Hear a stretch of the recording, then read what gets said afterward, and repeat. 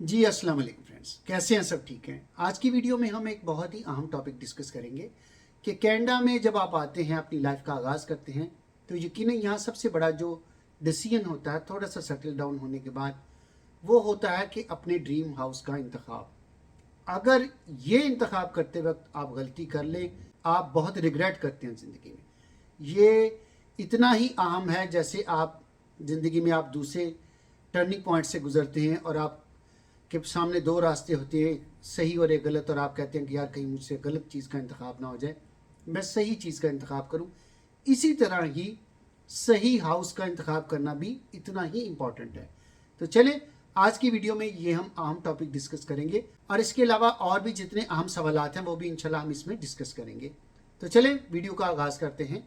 Video का आगाज़ करने से पहले मेरे तमाम ऐसे बहन भाई जिन्होंने अब तक मेरा चैनल सब्सक्राइब नहीं किया, उनसे रिक्वेस्ट है काइंडली मेरा चैनल सब्सक्राइब कर लें और बेल आइकन को प्रेस कर दें ताकि आने वाली हर वीडियो बर वक्त उन तक पहुंच सके।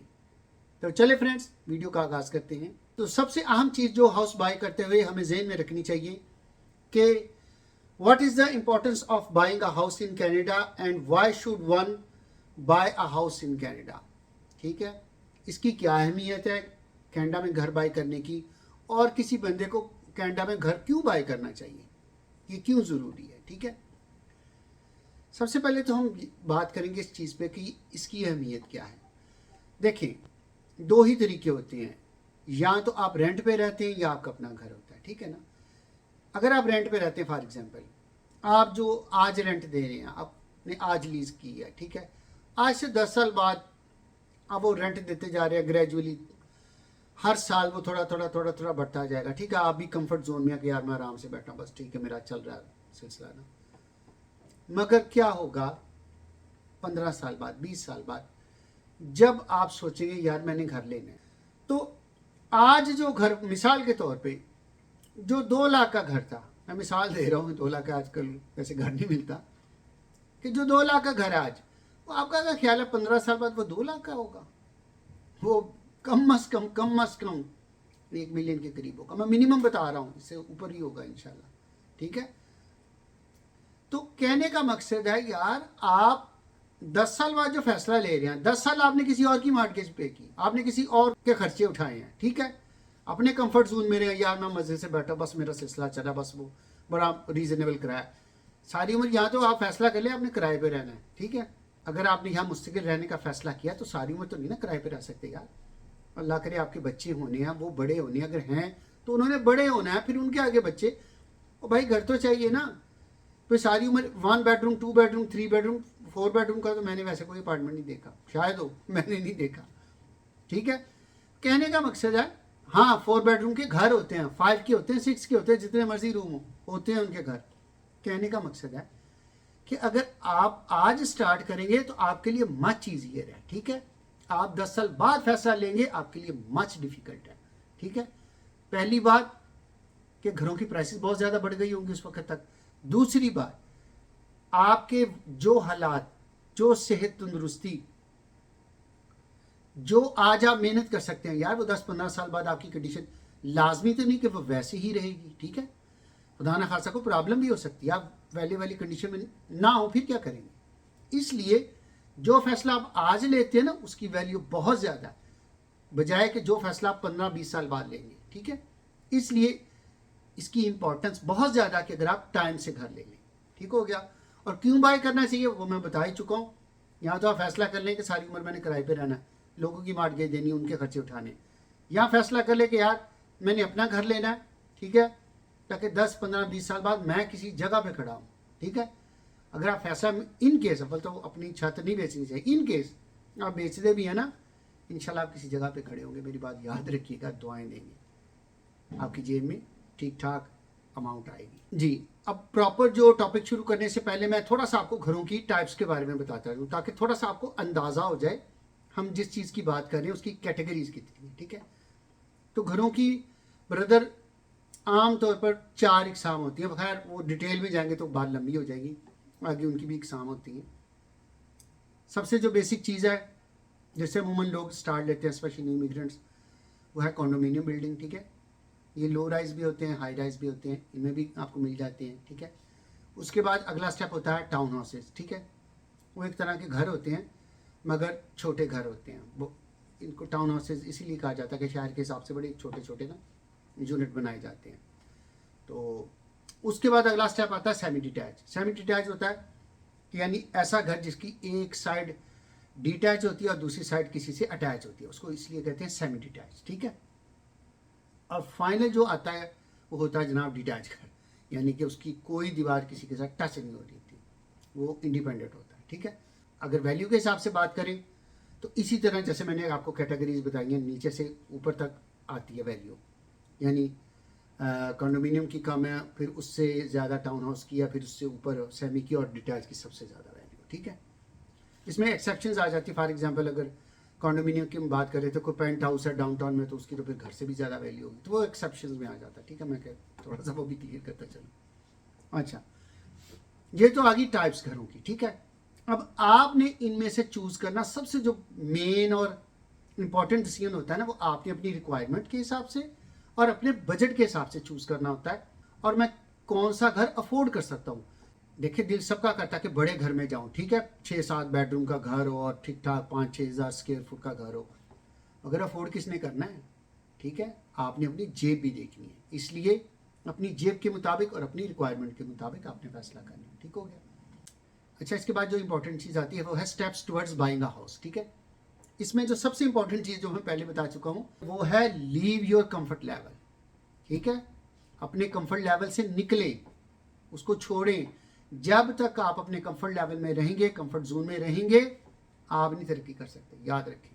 आपने सबसे पहले अपना कंफर्ट जोन छोड़ना। कंफर्ट जोन क्या है कि जैसे मैंने आपको बताया कि आप यार बड़ी रीजनेबल सी आपके पास पुरानी वो है लीज, आप कह रहे हैं यार बड़ा मुनासिब सा किराया, भाई आपका ख्याल है सदा ये लाते रहेंगे। इन केस बिल्डिंग पुरानी, वो कहते हैं हमने ये बेच दी है, उन्होंने यहाँ दूसरी बिल्डिंग बनानी है, क्या करेंगे, आपको इवेंचुअली वहाँ से जाना पड़ेगा। बाहर निकलेंगे उस वक्त 3 गुना उस वक्त रेट्स होंगे बाहर, रेंट्स के भी और लीजेस के भी, ठीक है। आप अफोर्ड नहीं कर पाएंगे, आपको आदत होगी पुरानी लीज की, भाई पुरानी लीज हमेशा तो नहीं ना चलनी। कंफर्ट जोन से निकलें, कंफर्ट जोन से निकलेंगे तो जिंदगी में तरक्की करेंगे। ये मैं इस टॉपिक के बारे में बात कर रहा हूँ, जिंदगी के बाकी टॉपिक्स के बारे में भी हमेशा याद रखें, जिंदगी में तरक्की करनी है तो कंफर्ट जोन को छोड़ दें। कंफर्ट जोन में रहने वाला कभी तरक्की नहीं करता, याद रखें। अच्छा, उसके बाद नेक्स्ट आ जाता है जी स्टार्ट प्लानिंग एंड सेविंग। सबसे इंपॉर्टेंट चीज़, आपने जब ये सोचना ना कि यार मैंने घर लेना, तो वो राइट वे नहीं होता कि आप अभी सोचा तो जाके ले लिया। एक वक्त ऐसा होता था यहाँ पे, अब नहीं होता। आपने उसके लिए अपनी प्लानिंग स्टार्ट करनी है, ठीक है।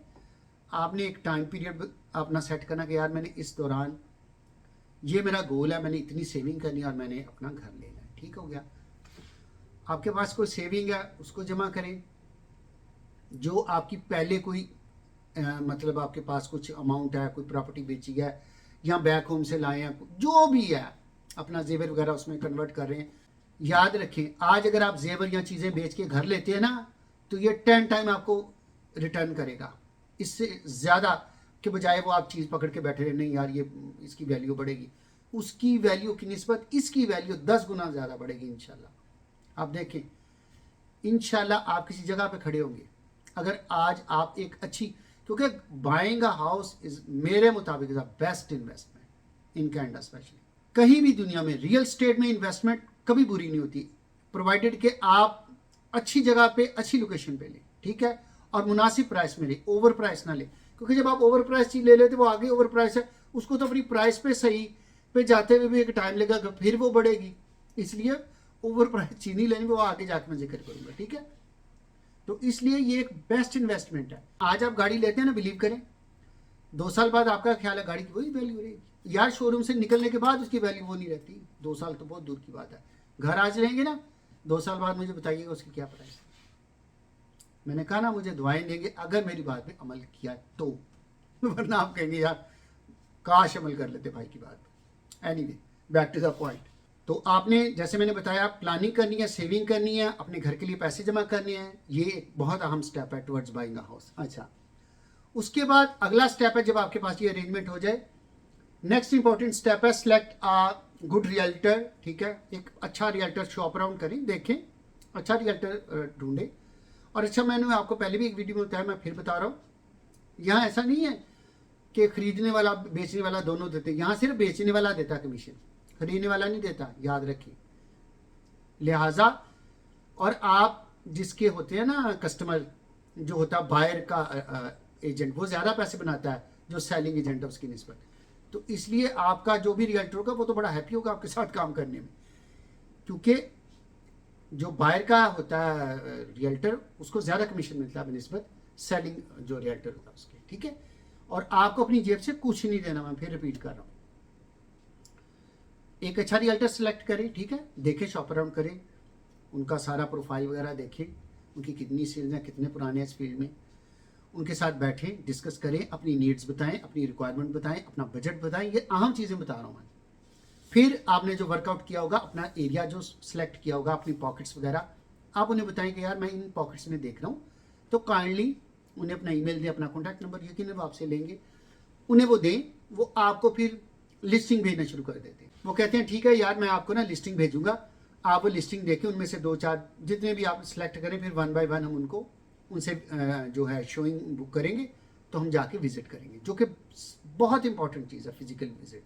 देखें तस्वीर में, वीडियो में चीज़ें और होती हैं, जब आप फिजिकली जाते हैं ना तो वहाँ सिनेरियो और होता है, इसलिए फिजिकली जाना बहुत ज़्यादा इंपॉर्टेंट है, ठीक है। उनके साथ बैठें, अपनी नीड्स बताएं, बजट बताएं, रिक्वायरमेंट बताएं, और उसके बाद जब आप एक अच्छा रियल्टर जब आपसे एक सीटिंग कर लेता है ना, उसे पता लग जाता है कि मैंने इनके लिए क्या ढूंढना है और ये क्या चीज़ ढूंढना चाह रहे हैं, ठीक है। फिर दोनों का वक्त नहीं ज़ाया होता, दोनों का वक्त बचता है, ठीक है। इसलिए किसी भी विजिट से पहले हाउस की पहले अपने रियल्टर के साथ बैठें और ये सारी चीज़ें डिस्कस करें, उसके मुताबिक फिर वो आपके लिए प्लान करेगा कि आगे कैसे चलना है, ठीक हो गया। अच्छा, जब कोई घर आपको पसंद आ जाता है, फिर आपने क्या करना है, आपने अपने रियल्टर को कहना कि यार मुझे इस जो पॉकेट में, इस नेबरहुड में जो घर पिछले 3-4 माह में बिके हैं ना, उनकी मुझे प्राइस लिस्ट चाहिए। इससे पता क्या होगा, आपको पता लग जाएगा कि घर ओवर प्राइस तो नहीं लिस्ट हुआ, या मैं ज़्यादा तो नहीं कहीं इसकी प्राइस लगाने लगा।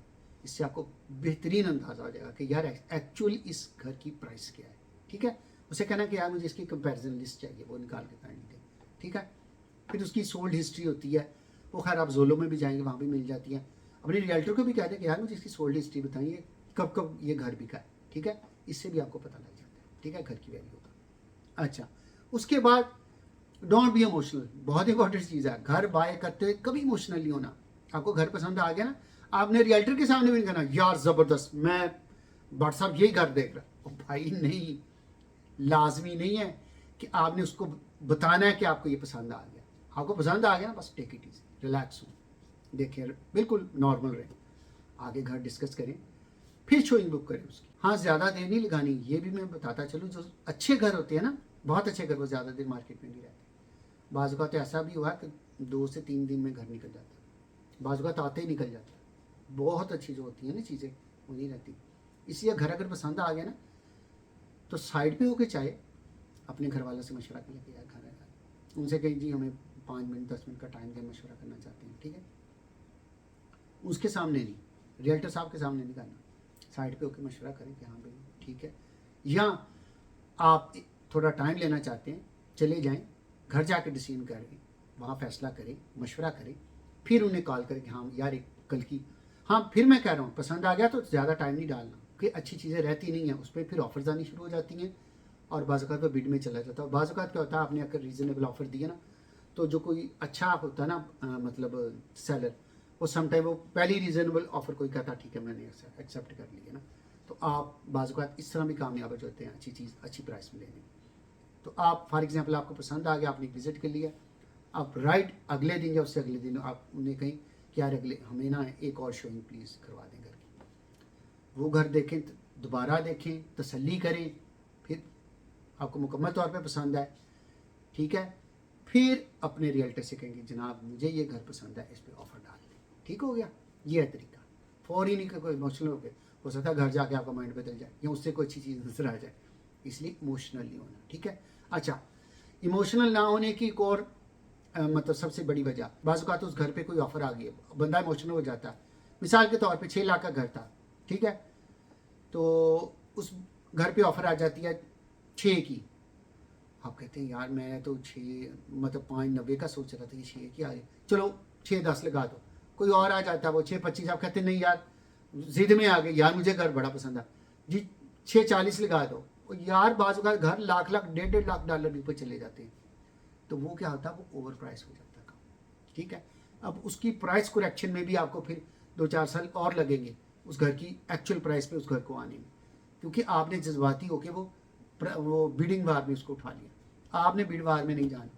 ठीक है, एक ऑफर डाली अच्छी रीजनेबल, उनको नहीं समझ आई, या कोई और बंदा आ गया उसने आपसे ज़्यादा ऑफर डाल दिया, अगर को घर बहुत आउट क्लास नहीं है तो मेरा ये मशवरा कि स्टे अवे हो जाए। और भी यार बहुत सी चीज़ें बड़ी होती हैं मार्केट में। ठीक है, इमोशनल नहीं होना, जज्बाती नहीं होना घर लेने के चक्कर में। जज्बाती होकर लाख 1.5 लाख ऊपर पे कर दें, ठीक है, तो बाद में जब वो ना टाइम गुजर जाता है ना, बंदा पछताता है। इसलिए जज्बाती होकर फैसला नहीं करना, कूल माइंडेड होकर करना है। आपने ऑफर दिया, वेल एंड गुड, उन्होंने एक्सेप्ट किया, नहीं की, कोई और ऑफर आ गई है, कूल होकर सोचें। अगर घर बहुत ही आउट क्लास, आउटस्टैंडिंग है, अच्छी लोकेशन है, थोड़ा सा ऊपर चले जाए, बस उसके बाद ना करें। अगर आपकी किस्मत में होगा तो आपको मिल जाएगा, वरना कोई और अच्छी चीज़ देख लें। ठीक है, इसलिए आपने जज्बाती नहीं होना जब आपने घर की ऑफर डालनी। ठीक हो गया। अच्छा, एक और इम्पॉर्टेंट चीज़, जब आपने दूसरी दफ़ा मतलब घर की शोइंग करनी या पहली दफ़ा की, अगर आपको पता लग गया तो आपके लिए पहली विजिट में इंशाल्लाह आपको काफ़ी अंदाज़ा हो जाएगा। आपने तसल्ली से घर देखना। ठीक हो गया। जब घर फाइनल आपने उस पर यानी ऑफर डाल देनी है, तो उसके बाद तो आपने उसकी इंस्पेक्शन करवानी है। वो भी मैं बाद में बताऊंगा कि उसकी इंस्पेक्शन लाजमी करवानी है। ठीक है, कंडीशन डालनी है उसकी अपनी उसमें एग्रीमेंट में कि भाई इसकी मैंने इंस्पेक्शन करानी है, अगर कोई ऐसी चीज़ निकल आई तो मैं स्टेप आउट कर सकता हूँ। ठीक है, ये कंडीशन डालनी है। अच्छा, उससे पहले जब आपने ऑफर भी डालनी है ना, उससे पहले जब आपकी विजिट है ना, तो आपने देखना है अपने तौर पे यार, आपने देखना है कि घर की फाउंडेशन ठीक है, सेफ साउंड है, उसमें कोई क्रैक्स तो नहीं है, क्योंकि फाउंडेशन ही बेसिक चीज़ होती है। ठीक है, फिर उसकी रूफ ठीक है, उसमें तो नहीं वो कोई बिल्कुल बैलेंस है। बाज़ क्या होता है कि ऊपर वो ना उसमें कोई ऐसी लीकेज या ऐसी कोई चीज़ होने की वजह से ना वो मतलब अनइवन सी ऐसे नीचे से ऐसे ना उसका वो बन जाता है उभार सा, तो वो फिर आपका ठीक ठाक पैसा लगता है। तो ऐसी चीज़ों को भी देखना है। ठीक है, उसमें क्रैक्स ना हो, सीलिंग में, दीवारों में क्रैक्स ना हो। उसके अलावा आपका जो फर्नेस है वो नया हो, जो विंडोज़ हैं वो रिप्लेस होने वाली ना हो, वो ठीक ठाक खर्चा यार। स्पेशली रूफ ना रिप्लेस होने वाली, रूफ बिल्कुल सेफ एंड साउंड, वो अच्छा खासा खर्चा है। ठीक है, तो ये मैं इसलिए बता रहा हूँ ताकि आप फौरी घर लेने के बाद आपकी पहली फाइनेंशियली कंडीशन पूरी होगी, तो मैं नहीं चाहता कि आपका फिर कोई बड़ा खर्चा हो, क्योंकि ये बड़े खर्चे हैं जो घर लेने के बाद आपको दरपेश आ सकती हैं अगर आपने इन चीज़ों पर गौर ना किया। ठीक है, तो इसलिए आपने अपने तौर पे भी देखना, फिर एक फाइनल भी इसकी इंस्पेक्शन करवानी है। प्रोफेशनल होते हैं वो करके आपको सारा देते हैं।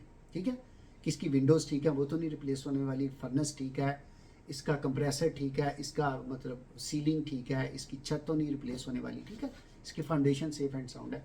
ये सारी चीज़ें मेक श्योर करनी है। ठीक है, इस पर फाइनल इसको करने से पहले। ठीक हो गया। अच्छा, एक और जो मोस्ट इंपॉर्टेंट चीज़, वो आपने क्या करना है, ये मेक श्योर करना है जो भी घर लेना है, ये मैं आपके लिए बहुत फ़ायदे की बात कर रहा हूँ। जो भी घर लेना है ना, आपने मेक श्योर करें कि उसमें फिनिश बेसमेंट बनी हो। आपको पता है आपका 1/3 खर्चा नीचे से निकल आएगा। ठीक है, फिनिश बेसमेंट बनी होगी ना 1 बेडरूम या 2 बेडरूम की, आराम से उसको किराए पे दें।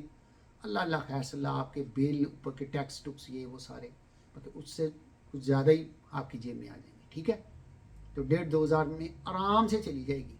मैं कह रहा हूँ इससे ज़्यादा ही होगी, मैं आप बड़ी बॉटम लगा रहा हूँ। आपने कोशिश करनी है, आपने जो भी घर लेना, बड़ा छोटा जिस किस्म का भी घर लेना है ना, आपने कोशिश करनी है उसकी बेसमेंट बनी। ठीक है, ये मैं घरों की बात कर रहा हूँ, अपार्टमेंट्स की या कंडोमिनियम की कहाँ बेसमेंट होती है वो तो आपको पता ही है, ये मैं घरों की बात कर रहा हूँ। ठीक है, तो आपने मेक श्योर करना है कि आप जो घर ले रहे हैं उसकी बेसमेंट बनी हो, ताकि आते ही आपका यानी थोड़ा सा ना आपको रिलीफ मिल जाए, आपका थोड़ा सा जिसको कहते हैं ना कि आपका वज़न हल्का हो जाए। ठीक है, तो बेसमेंट का फ़ायदा ये होगा कि आपको बहुत रिलीफ मिलेगा, आपका 1/3 खर्चा वहाँ से निकल जाना। ठीक है ना, तो इसलिए कोशिश करें घर जब भी लेना फिनिश बेसमेंट वाला लेना। ठीक है, और एक और चीज़ मेक श्योर करें, ये भी कोशिश कीजिएगा कि उसकी सेपरेट एंट्रेंस निकली हो। ठीक है, गराज में से ना निकले वो, तो बंदा गराज डोर उठाएगा तो नीचे से निकलेगा, वो वाली नहीं करनी। ठीक है, सिलेक्ट आपने कोशिश करनी है कि अगर वाकआउट मिल जाए बेसमेंट वो तो क्या ही बात है। ठीक है, वो तो नेचुरल होती है, अगर वो नहीं तो कम से कम बेसमेंट जो है ना उसकी एंट्रेंस वो साइड से सेपरेट निकली हो, ठीक है, ताकि आपका और उनका बिल्कुल सेपरेट हो, एंट्रेंस कोई लेना देना ना हो। ठीक हो गया। अच्छा जी, उसके बाद आ जाती है जी मोस्ट इंपॉर्टेंट चीज़, लोकेशन। और अक्सर रियल्टर्स अपने एड्स वगैरह में भी कह रहे होते हैं कि जी 3 कौन सी चीज़ें हैं जो घर मतलब बाय करते देखनी चाहिए, वो तो फिर वो उनको जवाब भी वो खुद ही दे देती हैं, लोकेशन लोकेशन लोकेशन। लोकेशन बहुत इंपॉर्टेंट है, इसका कोई यानी कह सकते हैं कि नेमल बदल नहीं। अगर आपने लोकेशन गलत चूज कर लिया ना, घर अच्छा है, आप बिलीव करें आपको वो को खास पैसे नहीं लेके जाएगा। अगर आपने घर कोई बहुत आउटस्टैंडिंग नहीं लिया मगर लोकेशन आउटस्टैंडिंग ले लिया, फिर आपको पैसे भी इंशाल्लाह वो आउटस्टैंडिंग देके जाएगा कल को। ठीक है, लोकेशन पे कभी कंप्रोमाइज़ नहीं करना। हमेशा याद रखें, लोकेशन बिकती है, घर बाद में बिकता है, हमेशा लोकेशन बिकती है। इसलिए लोकेशन पे कभी कंप्रोमाइज़ नहीं करना। स्पेशली मेरे ऐसे बहन भाई जो मोस्टली होते हैं खैर ओंटारियो में है, और ओंटारियो में भी ज़्यादा GTA में होते हैं। आपने कोशिश करनी है कि GTA से बाहर ना जाए, जो ओंटारियो में मैं उनकी बात कर रहा हूँ। अगर आप चाहते हैं कि कल को आप कुछ 4 पैसे नहीं मतलब ठीक ठाक पैसे बनाए, GTA से बाहर नहीं जाना, इंशाल्लाह आप ठीक ठाक पैसे बनाए। ठीक है, मेरी बातें ज़हन नशीन कर लें, काम आएंगी। लोकेशन में जो सबसे इंपॉर्टेंट चीज़ है कि इसकी लोकेशन आउटस्टैंडिंग होनी चाहिए। ठीक है, उस पर कोई कंप्रोमाइज़ नहीं आपने करना। प्राइस चाहे थोड़ी सी ऊपर नीचे करनी पड़ जाए, मैं फिर रिपीट कर रहा हूँ, लोकेशन में कंप्रोमाइज़ नहीं करना, प्राइस में कंप्रोमाइज़ कर ले थोड़ा सा। अच्छा जी, उसमें आपने देखना है it should be a good location. ठीक है, next should be near to the public schools. अच्छे जो पब्लिक स्कूल्स हैं उनके करीब होना चाहिए घर को। ठीक है, it should be close to bus stop और सबवे, यानी सबवे या बस स्टॉप के करीब होना चाहिए। ये भी इसकी लोकेशंस में मैटर करता है। ठीक है, और इसके अलावा it should be close to highway, बहुत इंपॉर्टेंट चीज़ है, ताकि आपने कहीं भी जाना है, घर से हाईवे करीब है, आराम से आपने गाड़ी पकड़नी है, निकलना, हाईवे पर चढ़े और गए। ठीक है, जहाँ भी जाना है। अब नेक्स्ट है जी, it should be close to shopping malls. ठीक है, जो शॉपिंग प्लाजा हैं, शॉपिंग मॉल्स हैं, उनके करीब होना चाहिए। उससे आपको क्या होगा जनाब, मतलब फ़ायदा या आपको क्या आसानी होगी, आपके वॉकिंग डिस्टेंस पे अगर शॉपिंग प्लाजा ना, आप आराम से घर से निकले, जो भी ग्रोसरी करनी है जनाब करके तो पैदल ही आ गए, गाड़ी निकालने की कोई ज़रूरत नहीं। ठीक है, स्पेशली अगर वेदर ख़राब है, आपने गाड़ी पे भी निकल रहे हैं वेदर की वजह से, तो आपको पता है ख़राब वेदर में ज़्यादा देर गाड़ी भी नहीं चलानी चाहिए अगर बहुत ज़्यादा स्टॉर्म या इस तरह का है। तो अगर आपके करीब है शॉपिंग प्लाजा, ठीक है, आप आराम से वहाँ जाएंगे, जितना भी वेदर ख़राब है तो अपनी ग्रोसरी करके ले आएंगे।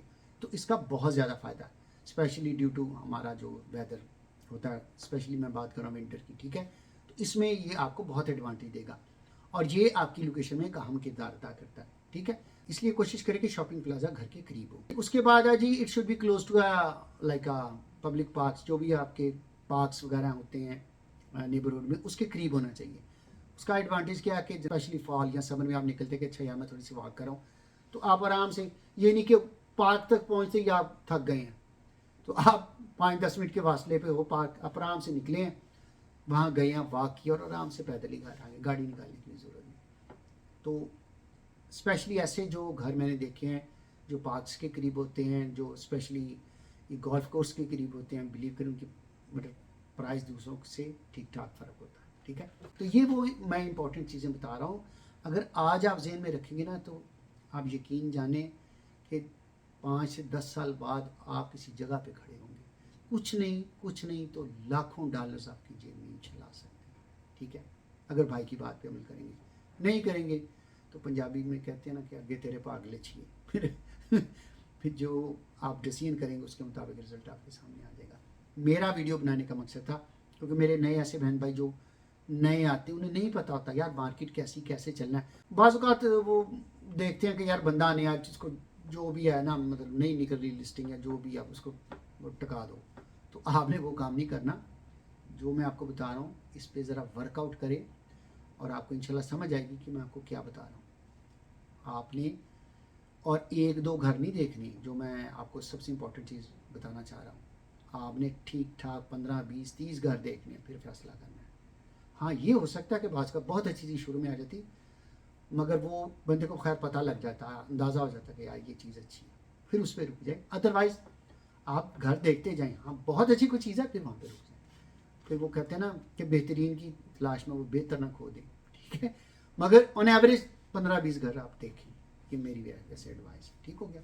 मैंने कहा अपने स्पेशली ऐसे बहन भाई जो नए इमिग्रेंट्स हैं, रिफ्यूजी मेरे बहन भाई अपना कैरियर शुरू करना चाहते हैं, उन्हें नहीं पता था मार्केट का या यार कैसे प्लान करना, कैसे घर देखना, उसमें क्या क्वालिटीज़ होनी चाहिए। तो मैंने कहा थोड़ी सी वीडियो बना के उनको थोड़ा सा हेड्स अप दूँ, यार ये चीज़ें देखते हैं घर में। और इंशाल्लाह आने वाली किसी वीडियो में मैं आपको ये भी बताऊँगा उसको मैनेज कैसे करना है, टेनेंट्स के साथ कैसे डील करना है, ये वो इंशाल्लाह इस पर भी आने वाली वीडियोज़ में बात होगी। ठीक है, परेशान नहीं होना, ये कोई ऐसा मतलब नहीं है रॉकेट साइंस। इसलिए मैं आपको बता रहा हूँ, अपने तजर्बे की रोशनी में बता रहा हूँ, घर लेंगे इंशाल्लाह फ़ायदे में रहेंगे। और वीडियो का अगेन मकसद ये है कि आपको एजुकेट करूँ ताकि आपको पता लगे कि आपने कौन सा कर लेना, ना कि आप जाएं और मतलब कोई भी चीज़ खरीद लें, ऐसे नहीं करना। ठीक है, इसलिए ये बहुत बड़ा डिसीजन आपकी लाइफ का। ठीक है, ये सब्ज़ी तरकारी नहीं है कि जो आया ख़रीद लिया। ठीक हो गया ना, ये बहुत एहतियात से करना है। तो चलें फ्रेंड्स, ये थी आज की वीडियो अच्छी लगे तो इसको लाइक और शेयर कीजिएगा, दुआ में याद रखिएगा, अपना बहुत सा ख्याल रखिएगा। चले जी, मिलते हैं किसी और वीडियो में। ओके जी, अल्लाह हाफिज़।